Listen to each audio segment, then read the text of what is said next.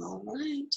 So, yesterday we talked about our film, Gone with the Wind, and what we're going to do today is talk about the impact of the movie, and also the sort of like ideas of the lost cause and like the beauty of the Confederacy that have stuck with us, and like why we still have all these statues. And there will be a special guest appearance from a statue from my hometown that just kills me. So, let's get started. I'm going to switch to my PowerPoint. All right. So, basically, one of the main reasons that I assigned this movie was because of its legacy. So yeah, it's a movie, and yeah, it's a Hollywood thing, but also because it has like this lasting impression in American society. So let's talk about it. So this is, I think, sort of a brief breakdown. So when people talk about Gone with the Wind, this is kind of what they're talking about, this idea that it can have good and bad things. So one of the like themes of the course is this idea that there are no absolutes. There are no absolutely good or absolutely bad people. There are no absolutely good or absolutely bad ideas necessarily. Well, maybe we'll talk. But with a lot of things, with a lot of wars and with a lot of, like cultural impact things, there are often good and bad. And so in the interest of fairness, I wanted to talk about both the good and the bad things in regard to this movie. So on the good things, again, as movie technology goes, this movie was way ahead of its time. All of the stuff that they did with like Technicolor and with the filming and the cranes and fires, like all of that stuff was actually pretty outstanding. So the cinematography, top notch. The costumes, amazing. The casting of Scarlet Umbrella, perfect. It's long, people like that about it. And a lot of people have tried to make these arguments that Scarlet is like a modern woman in regard to her independence and her ability to conduct business and her intelligence. So that's kind of interesting, I think, that Scarlet provides a role model for this like modern American woman. So the bad parts are basically everything else. So it's deeply inaccurate in terms of its picture of what was going on in the South at that time, and especially in terms of what was going on in Restoration. So basically, it's inaccurate leading up to the war in regard to like slavery, and it's pretty bad in regard to what happened during the Reconstruction. So the Black characters are not fully developed people. Only 3 of them even have names, which is always a good way to judge these things. And they are all shown as like happy and pleased and loving. It's a very like Uncle Remus sort of thing. We'll talk about that in a second. So the very idea that it sort of glosses over everything that was negative in regard to the South and in regard to slavery is problematic. Because what happens is that when people watch it now, that kind of thing just passes right past them. They assume that this is accurate instead of inaccurate. So that's probably the worst thing about it. Other people have criticized it just in regard to like, it's kind of trite, it's kind of sentimental. Again, it's 4 hours long, good and bad. But I would argue that essentially the biggest issue with Gone with the Wind itself is the lasting sanitation that it does with slavery. So yes, the movie has some positive points, but it's also, I think, really important to acknowledge that it just like skips the hard parts. Like Scarlet was hungry for a minute and she was farming for a minute, but it skipped all of the parts that are bad about slavery, all of the parts that were difficult about, the Democratic Party and the carpetbaggers and the way that the whole society was rebuilt. So in a sense, the biggest problem with it is that it just fails to address the hard parts. And I mean, there's something to be said for movies that are just plain pleasant. Like, again, this is one of the things we've been talking about. Like, sometimes we want media that's just like a bunch of cute puppies. Like, that's, that can be okay. But what's the issue with this movie is that a lot of people believe that it is like the end all be all, that this is exactly what happened in the American South. And so in that regard, it's become really, really historically important because a lot of people who've never seen anything else have seen this. So for this class, I thought about showing you this movie called The Birth of a Nation. And I don't know if you guys have heard of Birth of a Nation, but it's one of the like all-time most racist movies ever. So I'm actually gonna stop sharing for a second because I want you to see the clip. So over here in the chat, if you guys can activate your chat function, I've put a link to a YouTube that's like a trailer for the film Birth of a Nation. And I just wanted you to watch it for a second. I'm sorry, it's not a trailer, it's just a clip. So Birth of a Nation was a silent film that was all about what would have happened if essentially the Black population had risen up and become like equal to the white population. But it's a horror movie, right? So it's the movie that is essentially, we think, responsible for the second iteration of the Klan because it was so intensely popular. So let's pause for like 3 minutes, 3 or 4 minutes, and go watch this movie that's in the chat function over here. I'll see you in a second.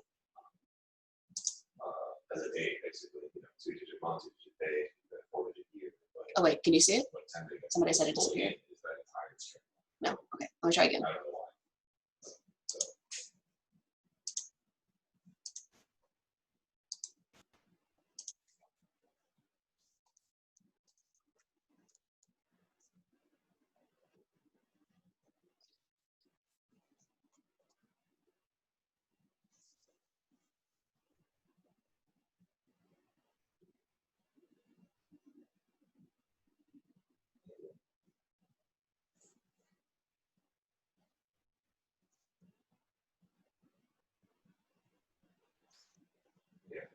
Perhaps another developer knows how to season knows how to do or format that, but I'm just pulling a few.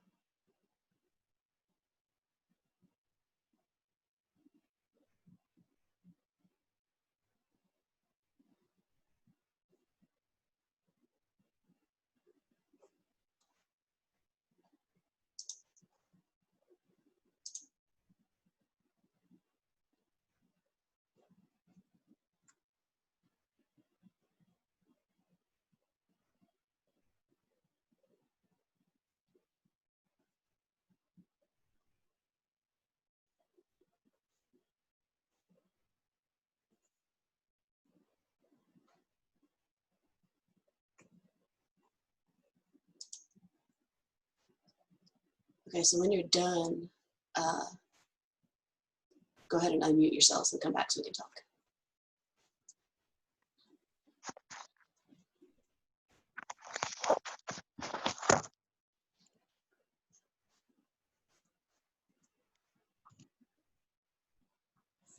A couple people back.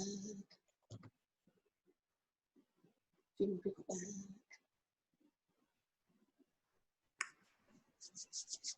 Okay, so that clip worked. Y'all could see the courtroom scene. All right, ooh boy. So tell me what you see. What's going on there? First thing was the like little caption at the beginning. I think it said like a historical facsimile, and I didn't even know what that meant. So I looked it up, and it was like an exact copy of something. So I guess that was supposed to be an exact copy of what happened when blacks were in power for a certain amount of time. So I guess it already starts off like trying to fearmonger people. Oh, for sure. Heavy, heavy fear-mongering. Good choice of words. What else did y'all notice?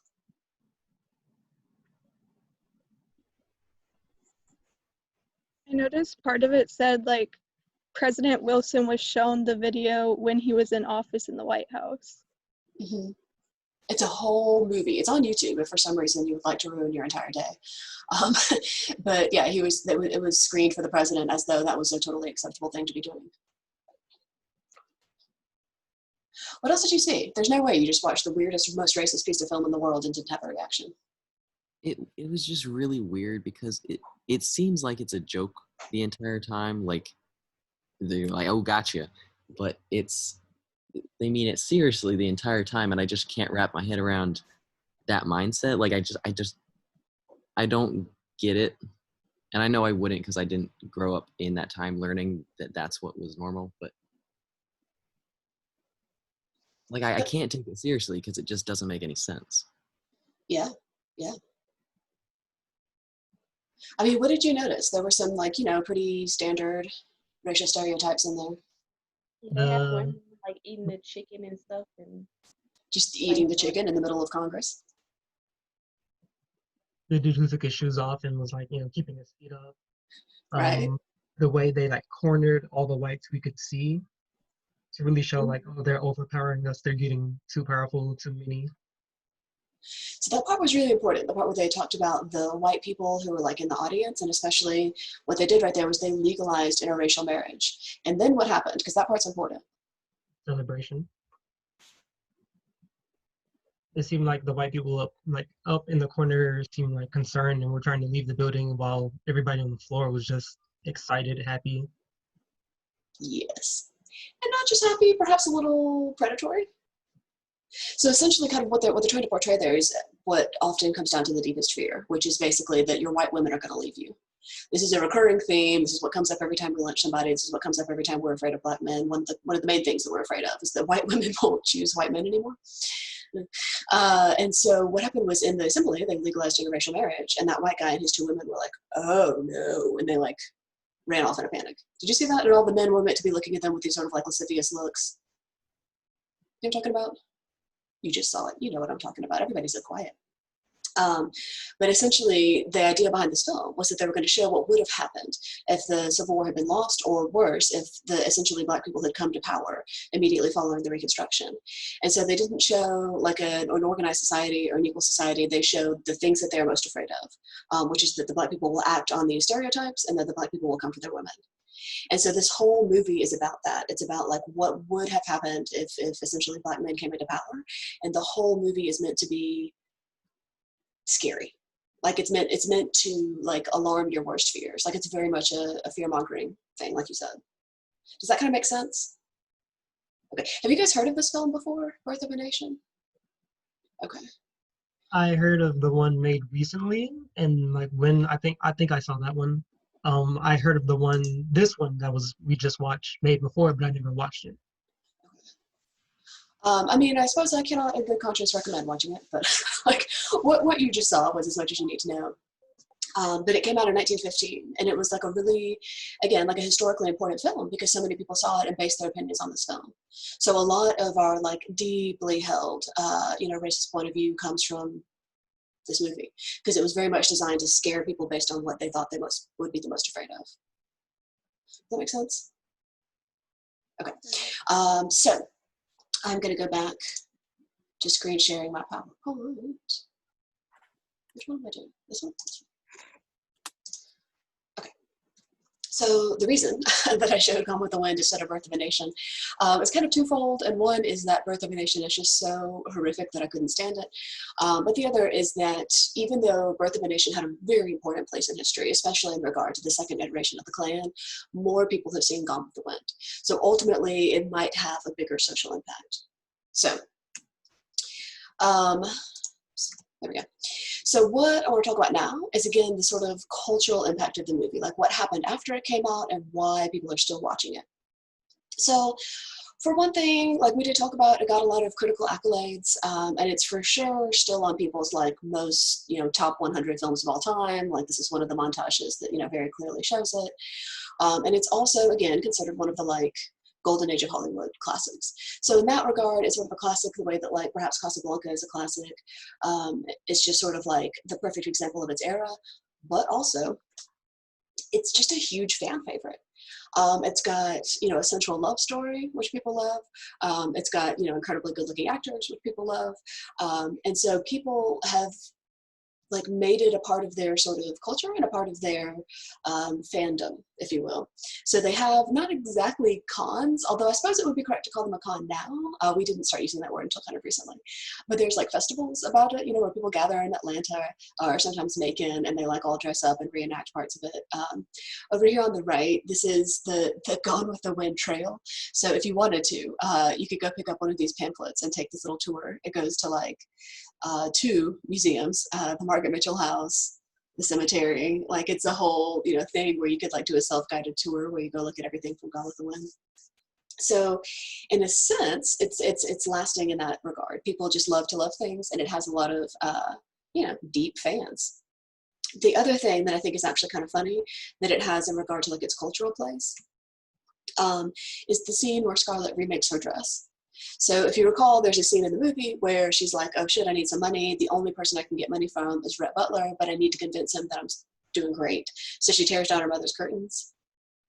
Okay. So you've probably seen references to this like in pop culture. It comes up all the time. So for one thing, that's the scene where she's tearing down this gorgeous yards and yards of velvet. Over here on the right, that's the dress itself from the movie. It's in the Smithsonian. The Smithsonian has a lot of like costumes that, you know, from pivotal scenes. But it's also entered into like meme culture.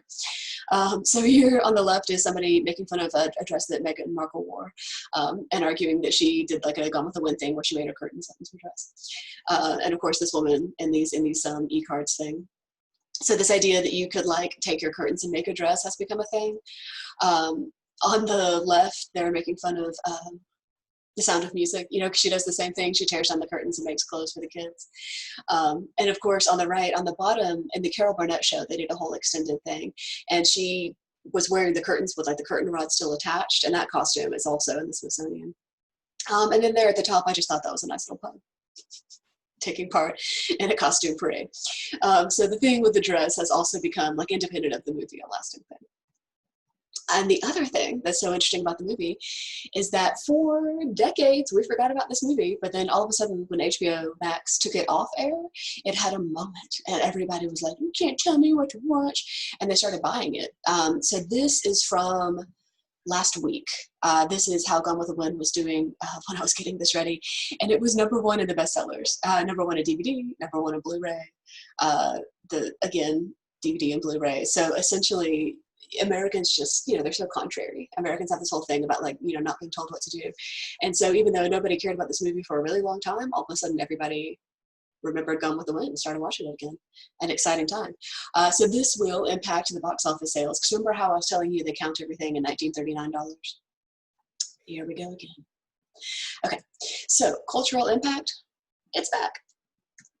So the other thing that's really, really important to talk about in regard to this film, and especially in regard to what we're going to read for the next week, is the ideas that were in the film that have lasted. So a lot of what they portray in the film, especially in regard to like the Lost Cause and the antebellum South, stuck in people's minds, and that's essentially what we're going to work our way into today. So what we're going to talk about now are some of these ideas that were promoted in the film, to be sure, and the monuments and where we're at with them right now. So first, if you've ever heard people talk about, especially the Civil War, as the lost cause, this is kind of what they're talking about. So there's this sort of romanticization of what was going on. And so essentially when you hear people talk about the lost cause, they're saying like, yes, we were always going to lose, but wasn't it romantic that we cared so hard? So when people are talking about the Civil War in this regard, this is kind of what they talk about, this idea that like, #1, the war was about states' rights. People say that a lot. And the trick with that is like, which states' right was it about? Yes, slavery. Like it wasn't about more than one state's right, was it? So this idea of reframing it to be about states' rights, crucial. Everybody says that. This idea that antebellum life was itself really pleasant. We see this a lot, this idea of like, everybody was just chilling, drinking sweet tea, magnolia trees, like wasn't everybody so happy? Like this is a large part of the sort of mythology of the lost cause, this idea that everybody was having a great time. Instead of just sweating their balls off, which they had to be in velvet and corsets and wool. The third one is really important, this idea that the war destroyed a way of life. And this, I think, is the key factor, because this part is true. It absolutely destroyed a way of life, because the way of life that was working in the South was like, like one or two, like white people at the top, and then just hundreds of thousands of black people at the bottom. And it was working for the white people. They were wealthy, they had a lot of leisure time, they had the freedom to travel, but it really wasn't working for like the other 98% of the population.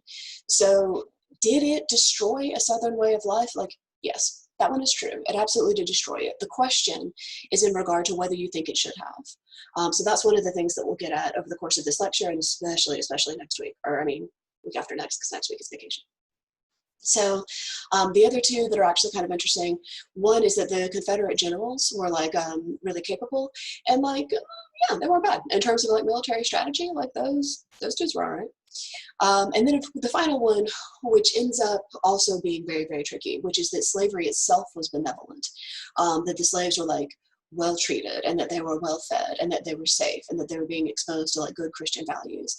This is one of the things that we're going to see pop up over and over. This is a very dangerous thing, this idea that people who are enslaved are fine, because like it's an interesting argument, and again we'll talk about it in a second, but basically when you hear people talk about the lost cause, what they're saying is that the way of life was great and the war ruined it. So keep this in mind, because the lost cause is surfacing on every news media everywhere right now. So again, I apologize for the wall of text, but this is a pretty famous quote from Edward Pollard. And this is from 1866. So bear in mind, this is directly after the war ended. But he's sort of talking about the way that the South has been destroyed. And essentially, the thing that I wanted you to pay attention to here was this argument that he's making that people are exaggerating the badness of slavery. So he says essentially that slavery, quote, elevated the African, was in the interest of human improvement, and which by the laws of the land protected them in life and limb and in many personal rights, and bestowed upon them indulgences, which what? And so he's arguing that slavery was so delightful that in fact the slaves became the most striking type in the world of cheerfulness and contentment. So generally speaking, I have been working really hard on trying to control my language, because one of the criticisms I always get after classes is that I cuss too much, but I'm gonna go ahead here, like, what the fuck? Yeah, so, but I wanted to show you this because this is something that people have continued to argue over and over and over. The argument is, yes, but the slaves were happy. And again, like, what the actual fuck? That's not a thing. Like, okay, maybe they had some food, and okay, maybe they had some shelter, but there's no way. There's not any way to be both happy and enslaved. That's just not a thing. And anyone who had asked anyone at the time would have understood that. So for someone to be making an argument like this, you can tell that their detachment from reality is profound. And you can also tell that their detachment from the people about whom they're speaking is profound. So for someone who would say literally enslaving another human and not allowing them to move, not allowing them to have a day off, owning their children, actively whipping them, actively starving them, actively forcing religion upon them, for anyone to say that all of that stuff was charitable, so questionable. So questionable. And I think that a person who does say that, again, is blinded by their own narcissism, is sort of, like, these are the kinds of things that you would say perhaps about like a wild animal with an injury. Like, people are even saying this kind of thing about dogs. Like, it's not an argument you can make about a human. There is no possibility of being both enslaved and cheerful. And anyone who believes otherwise is delusional.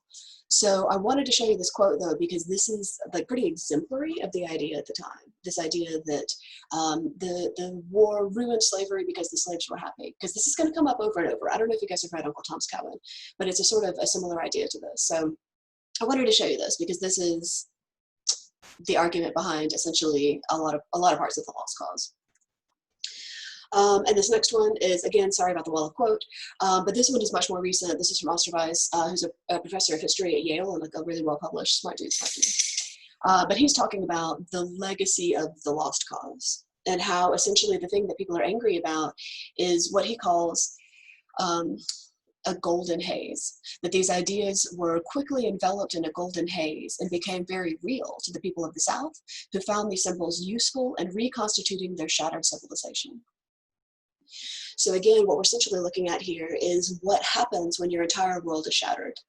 And so, you go through this war and your entire way of life is over, and you have to decide from there, do we go back to what we previously had? Do we worship what we previously had? Or do we turn and face the new future and admit that the last part is over? And humans hate change. And I mean, like I'm one. I get mad every time like my grocery store rearranges. But this idea that a lot of people dealt with change by just sort of like ostriching, like sticking their heads in the sand and pretending like it never happened is very important.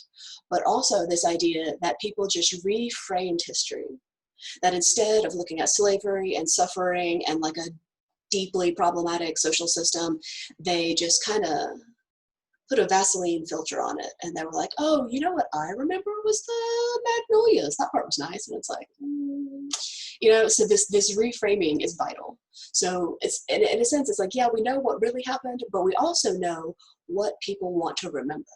And what they want to remember is Gone with the Wind. Is like plantation life was great. All of the slaves were like pretty cheerful and they loved them. And then the Yankees ruined it. So the story that they tell in Gone with the Wind is central to this idea of the lost cause, and is central to a lot of Southern identity, this idea that the war ruined our lives, and why couldn't they just leave us alone? So I want you to keep that in mind, because the lost cause is still out there. So let me show you some examples.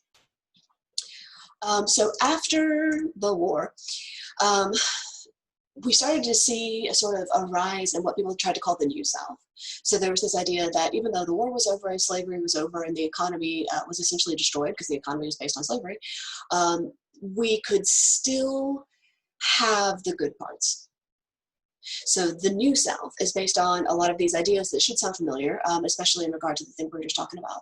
So the New South tried to like sort of save face. I imagine you've heard this phrase of saving face. It's sort of like when something bad happens, but maybe you pretend that it wasn't quite so bad so that nobody has to be embarrassed. That's what saving face means. So they argued things like, yeah, well, the Confederacy only barely lost, which or this idea that like, well, everyone back then was so genteel and they had these like perfect manners and we should go back to that. And this is kind of an interesting argument, this idea, like I'm hugely pro manners, but it's important to remember that a large part of those lovely manners were based in, especially in trapping women. It's very much like a golden cage scenario. So like, were they genteel? Like, yeah.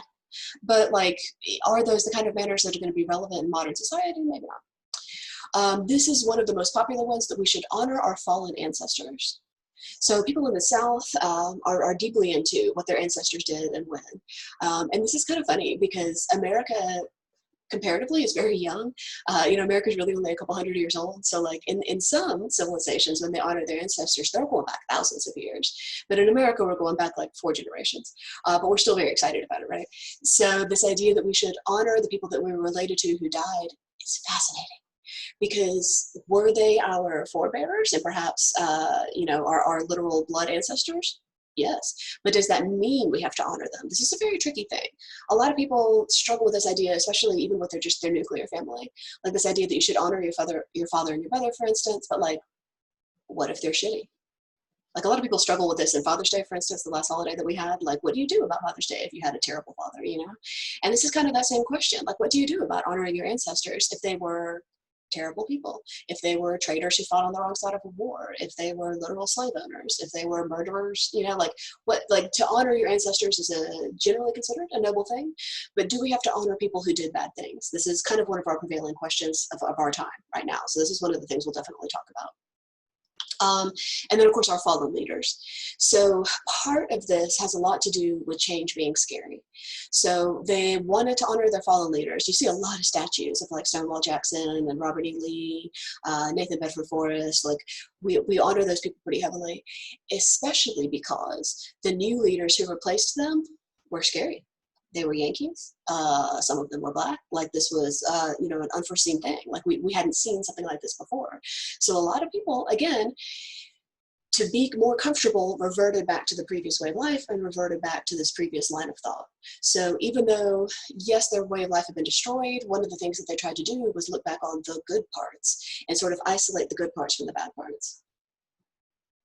They didn't really succeed. Again, we'll talk about this. So one of the ways that they did this was by forming organizations. So the two most famous are the Daughters of the Confederacy and the Sons of the Confederacy. So we'll talk about the Daughters first. They are, by the way, still kicking. That's some of them just a few years ago at the Confederate Monument in Arlington, maybe they're in Maryland. I don't know. Anyway, their office is in DC, and it was vandalized recently as part of the riots. I wouldn't be surprised if it's vandalized again.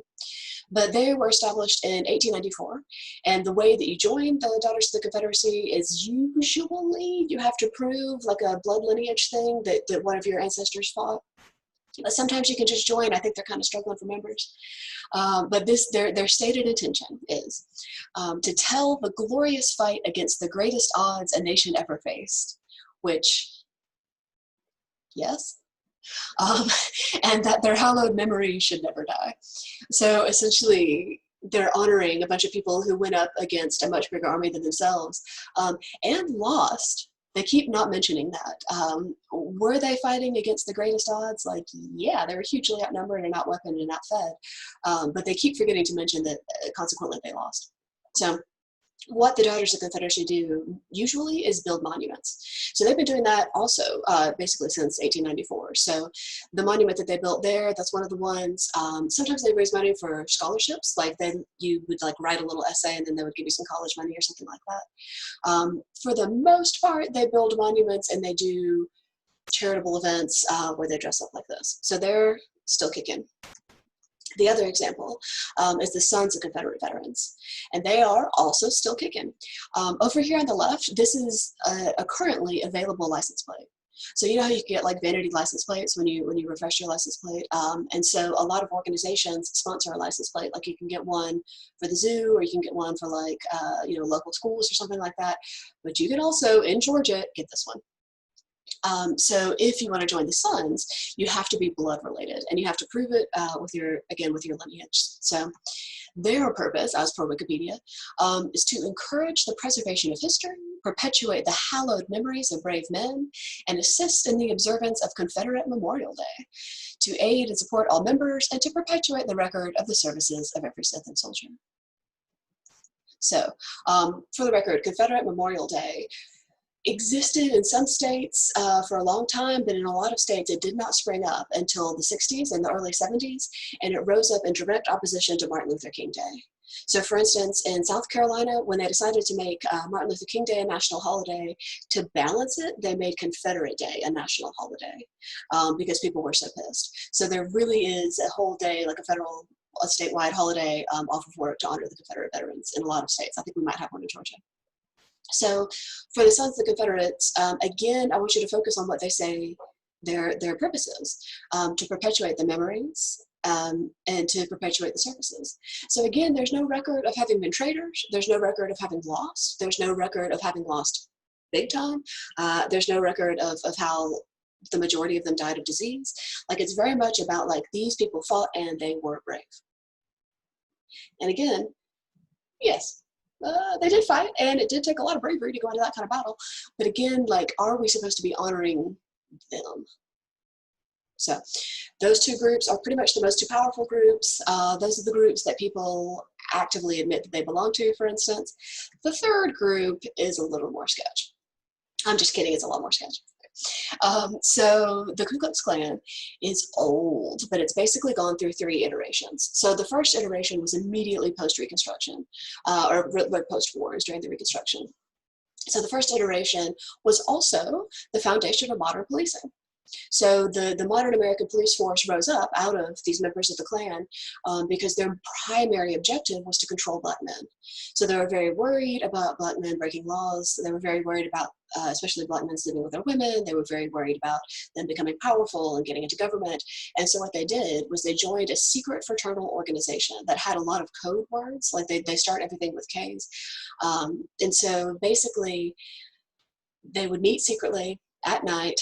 There was a series of code words to allow you to get in, and then they would like hide themselves under the robes and under the hoods. Like even their horses wore robes and hoods, and they would go out late at night and mostly do a lot of lynching. So historically, this is a really interesting thing because there's the strong possibility that if this kind of thing hadn't happened, America would look very different today. I mean, they pushed the civil rights movement back at least 100 years.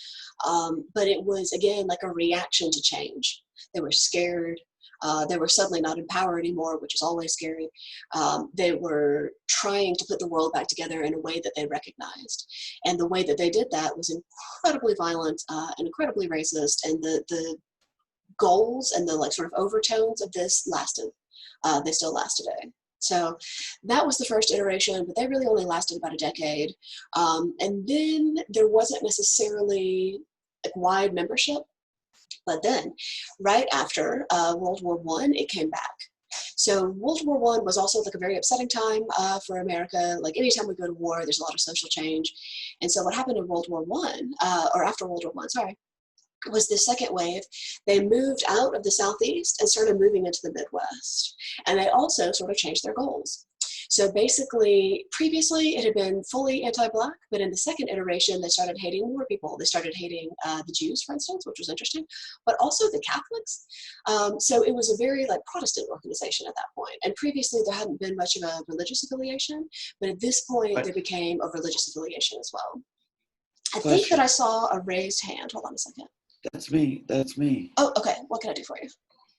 Didn't they victimize the homosexual as well? Yes. In a sense, they were kind of equal opportunity haters.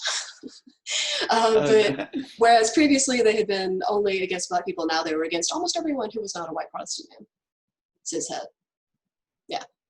So the second wave was hateful in basically every direction. The second wave was also sort of a more like fraternal organization.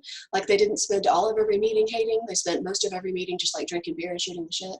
And getting together with other men to drink beer and shoot the shit is a worldwide pastime. Everybody loves that.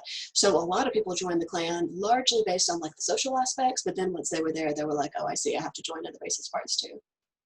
So that one, by the way, came to be for the second time on Stone Mountain. Stone Mountain has a long legacy.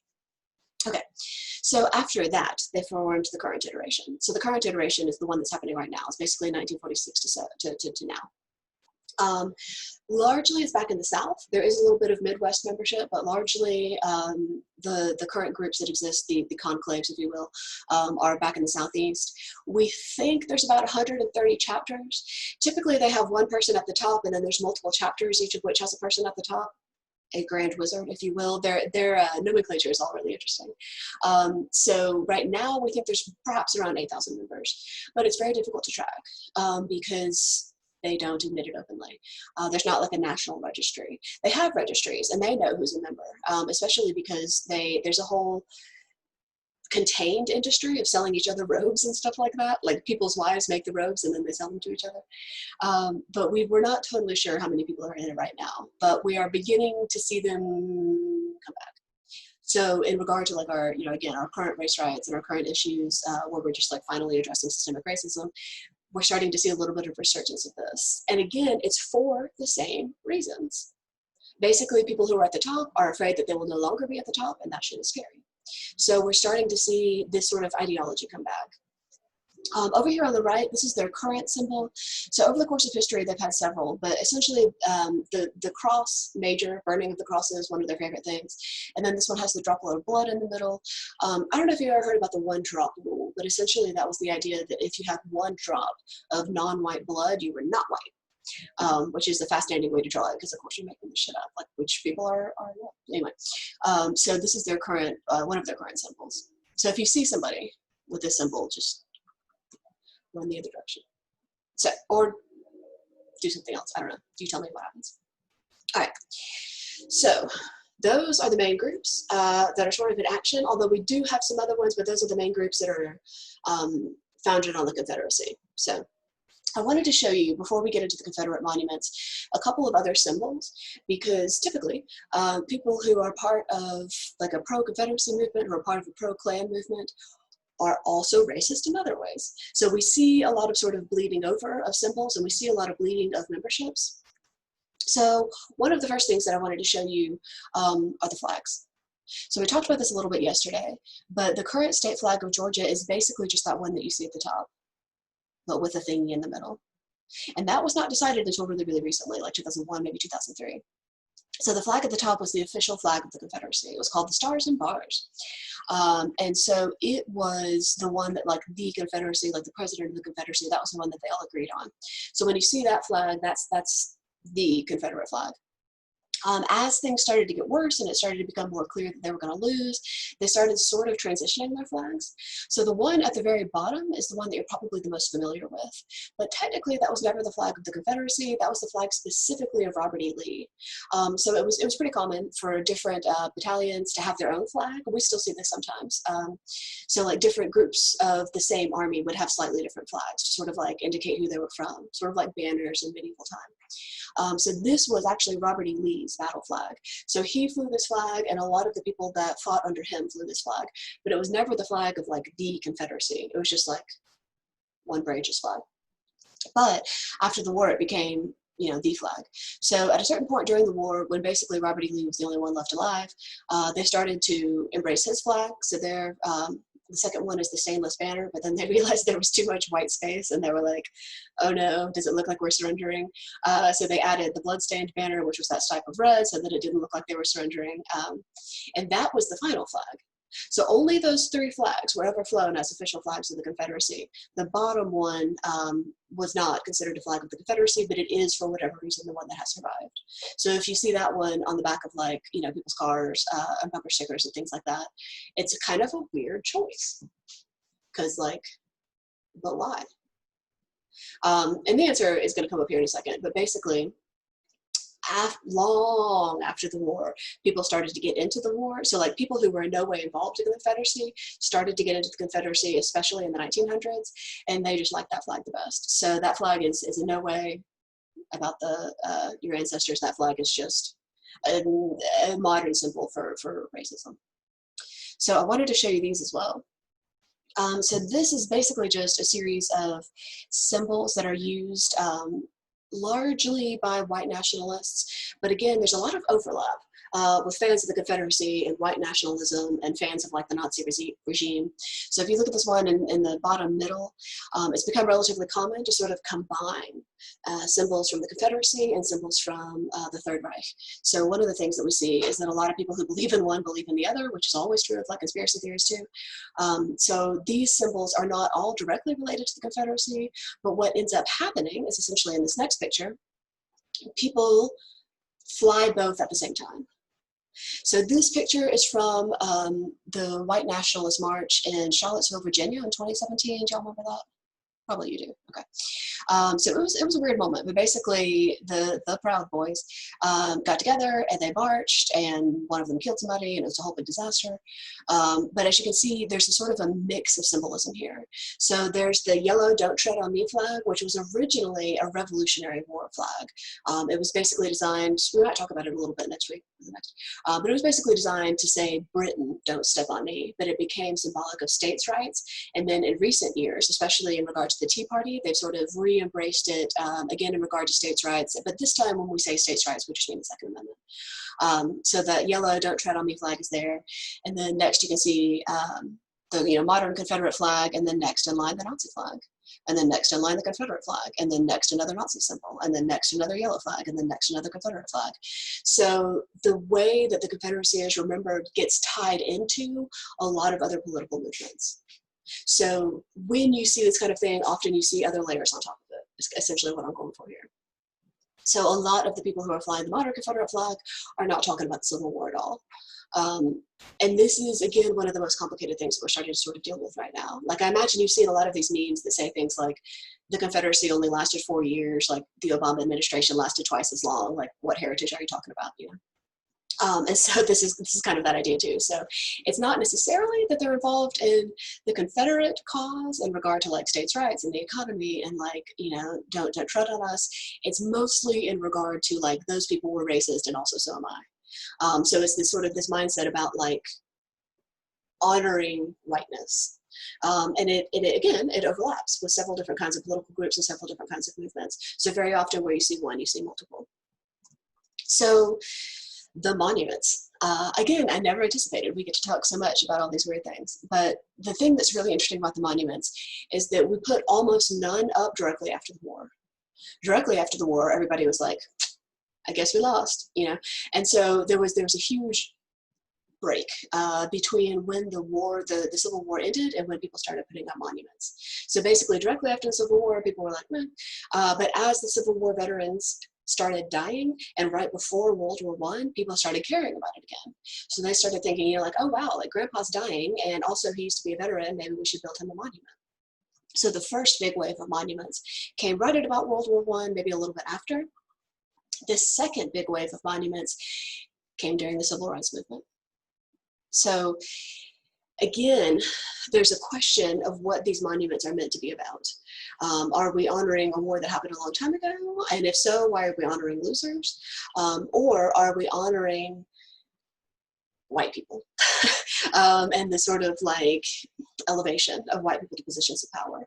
So this is a graph that is essentially measuring when the most monuments go up. And I wanted to show you this because I think this is also kind of interesting. And again, it's always nice to have completely unbiased data, right? Like none of this could be made up. So in red, those are monuments that are pretty much anywhere. In blue, those are the monuments that are very specifically on courthouse grounds. This was a very popular thing to do in the 60s. And in green, those are the schools that are named after Confederate War leaders, especially. So what you'll notice is that immediately after the Civil War, like really not much. We saw some monuments. We saw a couple of courthouse monuments, but there wasn't that much. Over here, we start to get into the beginning of the 1900s, Plessy versus Ferguson, very scary. But if you'll notice here, again, immediately prior to World War I, there's this massive rise in monuments and this massive rise in naming schools and putting things in front of courthouses. And in large part, this was due to the first, essentially, civil rights movement. People were starting to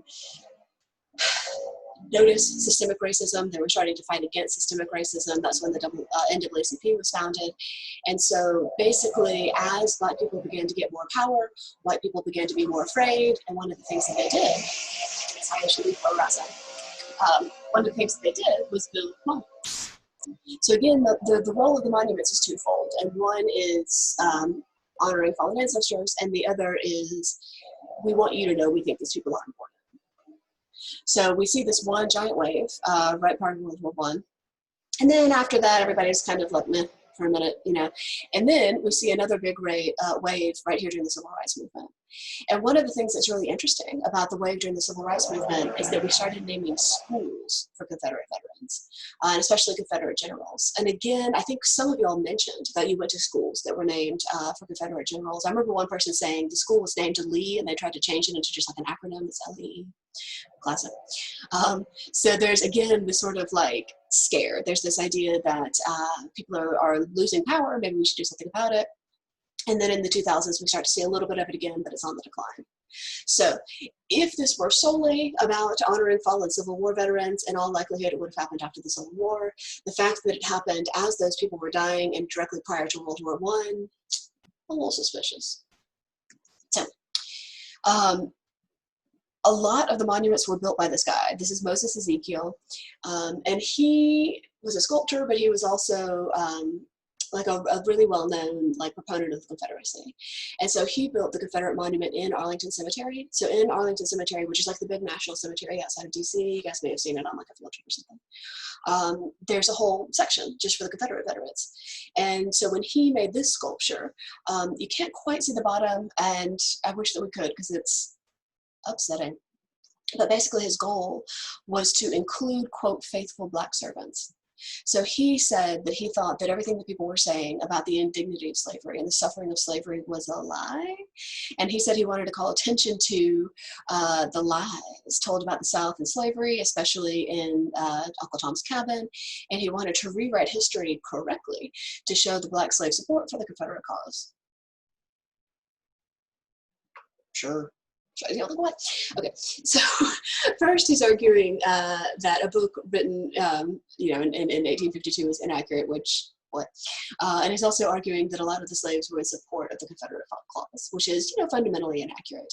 But the question, and again, this is something that we'll address in discussion tomorrow, the question is, why people thought that it would be inaccurate, like why people thought that the slaves would for some reason support the continuation of slavery, because people really did think that, and this guy definitely thought that. And all around the monument, around the bottom, there's all these like nice black people helping, you know, and it's just a bizarre sort of thing. But the reason that I wanted to show it to you was because it was so common, and people just really believed it, and people were like, yeah, this is great, and they liked it so much that they put it in our national cemetery. So it's just like they're honoring this guy's ideas in a place where we're supposed to be honoring soldiers. I mean, okay, those guys were soldiers, but they were traitor soldiers. Okay, so here on the left is the monument that I was talking about. This is the statue in my hometown. It's right outside of Nashville on I-65. And I would argue it's the worst statue in the world, but it's possible that I am biased, but like, look at his face. Oh man, I just love it so much. Okay, so this is a statue of Nathan Bedford Forrest. And so Nathan Bedford Forrest was one of the Confederate generals, but he was also the first Grand Wizard of the KKK. So he was one of the people that founded the Klan directly after the Civil War. He was one of the few generals who survived, actually. And he was, you know, fully an outright racist.